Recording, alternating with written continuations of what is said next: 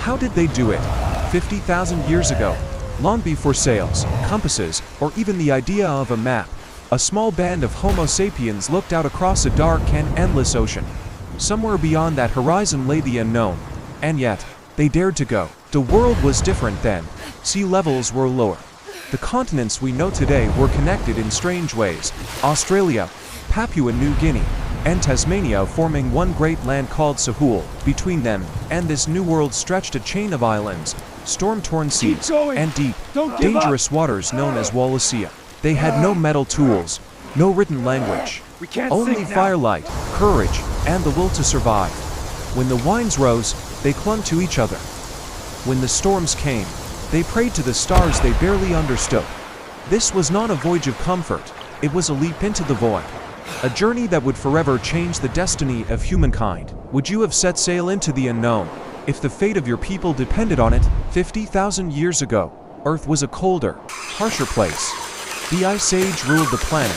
Vast glaciers locked away oceans, and sea levels fell more than 100 meters below what we know today. What were once deep seas became bridges of land. Great continents stretched farther, their shapes unfamiliar to modern eyes. To the north, Sunda, the ancient Southeast Asian mainland. To the south, Sahul, a vast world that joined Australia, Papua New Guinea, and Tasmania into one great continent. Between them lay Wallacea, a chain of humid, tropical islands wrapped in mist and mystery. The last barrier between humankind and a new world. Through these rainforests, small groups of Homo sapiens journey, carrying wooden spears and leather pouches filled with the day's harvest. They hunted wild boar, gathered fruit under the dripping canopy, and followed the call of distant horizons. On the shores of Wallacea, they paused, waves whispered secrets of lands and sea. Footprints of humans and beasts mingled in the wet sand, fading with each time. Children laughed near the surf, fishermen watched the silver flash of leaping fish. And when night fell, the elders lit fires by the sea, pointing to the stars, charting paths no one had ever dared to follow.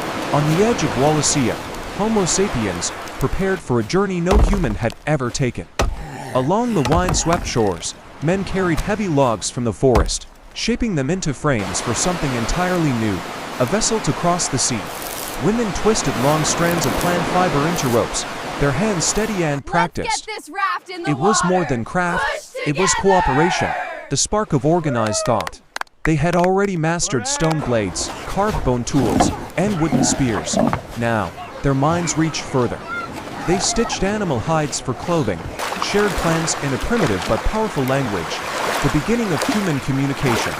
Children laughed as the adults tested the first raft on calm waves. Dozens worked side by side, lifting, tying, balancing, a choreography of instinct and intellect. One leader stood proudly atop the finished raft, steadying himself against the wind. That night, they packed dried meat and wild fruit, preparing for the unknown. As dawn approached, children watched migratory birds vanish into the horizon. And when the tide rose, the tribe stood in silence, gazing at the vast blue ahead.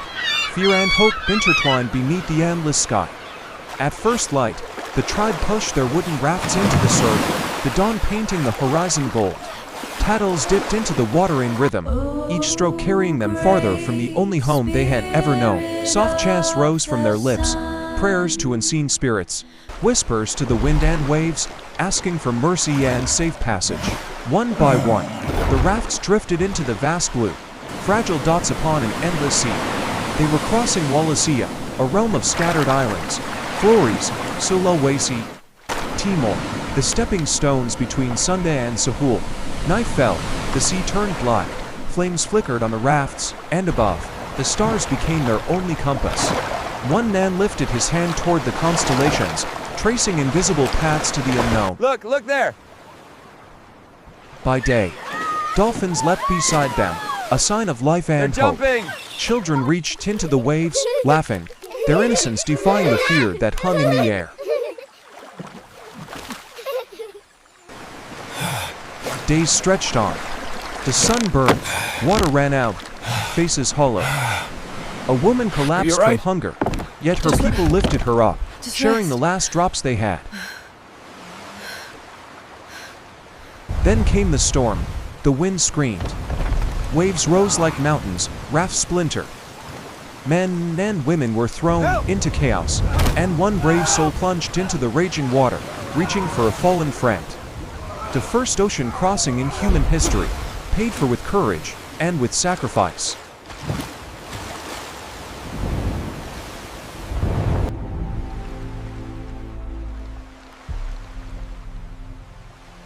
Before the storm, long before the crossing, there had been hunger.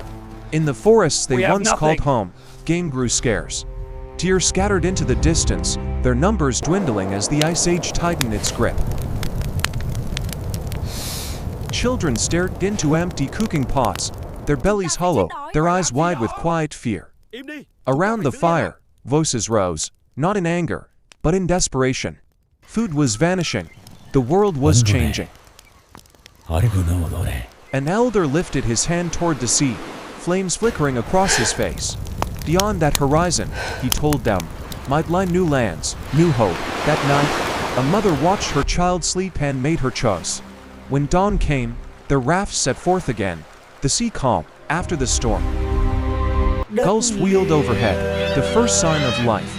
And then, on the edge of the horizon, they saw it, the faint outline of Sahul, Look, shimmering like a promise. We have found it! The journey was not over, but humanity had found its way forward. Look, the land! We made it! It is beautiful. At last, their feet touched new earth. The survivors of the crossing fell to their knees, tears mixing with the golden sand of Sahul. One mother pressed her hands to the ground, whispering thanks to the land that had spared them.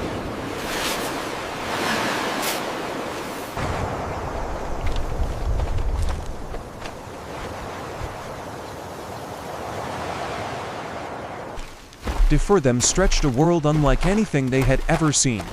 Ancient forests of towering trees, shadows alive with strange movement. Eyes watched from the undergrowth, a giant kangaroo, Procoptodon, taller than any man. They stepped carefully into this wild paradise.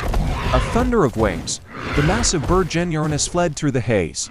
Moments later, or roared.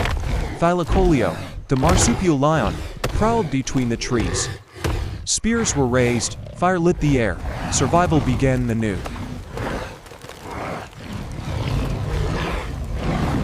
In time, they learned to shape this world, to hunt wisely, to burn grasslands and guide the herds. These flames became tools, not threats. And in deep caves like Majedbi and Narwala Gabarman, they painted their stories, handprints and figures glowing red and ochre.